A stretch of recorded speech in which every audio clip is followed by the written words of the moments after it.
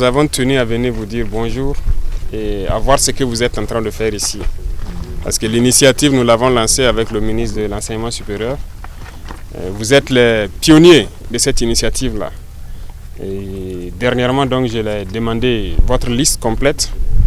J'ai pu voir les localités dans lesquelles vous souhaitez donc vous installer pour la suite de votre programme et les spéculations sur lesquelles vous avez été formé.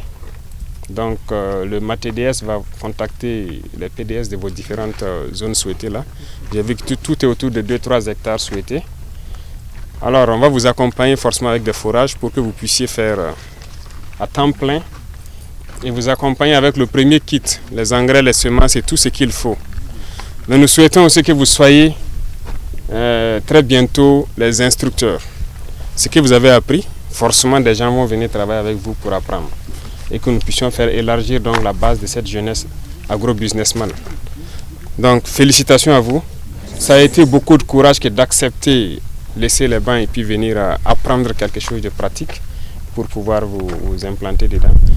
Beaucoup de gens ne peuvent pas comprendre, mais c'est sûr qu'étant ici, vous avez appris l'histoire de beaucoup d'autres personnes qui ont quitté et qui sont venus se faire leur vie ici, qui n'ont rien à envier avec quelqu'un qui travaille forcément dans l'administration ou voilà, dans un bureau, parce que vous pouvez vous faire bien dans l'agriculture.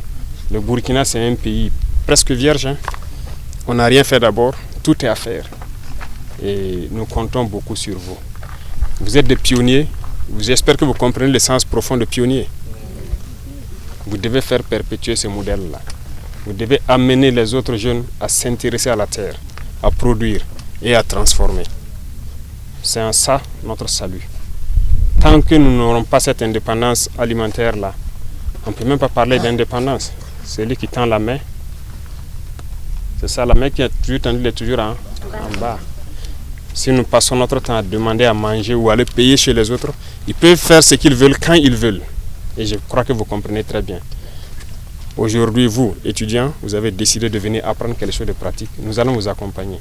Et nous allons faire de vous des modèles pour que vous puissiez être une vitrine qui va attirer les autres à s'investir dedans.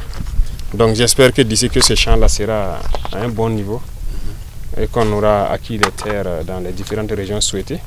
Lorsque vous allez donc vous installer, que vous puissiez être à temps plein avec l'eau, les intrants et tout ce qui va avec.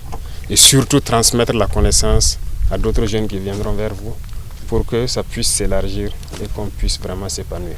Elle, avec son enfant dans son champ, voilà, c'est un message très fort que vous envoyez comme ça aux jeunes filles. C'est une impulsion positive. L'émancipation de la femme, c'est aussi ça. Pour être indépendante financièrement, indépendante économiquement et pouvoir vraiment vivre sa vie en tant que femme respectée et respectable. En tout cas, félicitations à vous et beaucoup de courage. On voit le petit. Ouais, c'est la petite. C'est le seul bébé du site. Non. Il dort. Il y en a deux. Toi, tu ne travailles pas. Je travaille.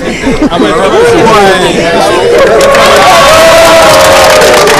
Elle va arracher ce que toi tu plantes. N'est-ce pas? Toi tu plantes et elle arrache.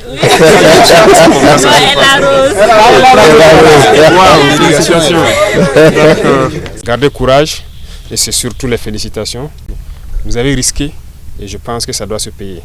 C'est l'objet de notre visite pour vous témoigner donc voilà, toute notre satisfaction et vous dire en tout cas beaucoup de courage, merci et bonne chance dans l'apprentissage et très bientôt la vie active pour vous en toute liberté.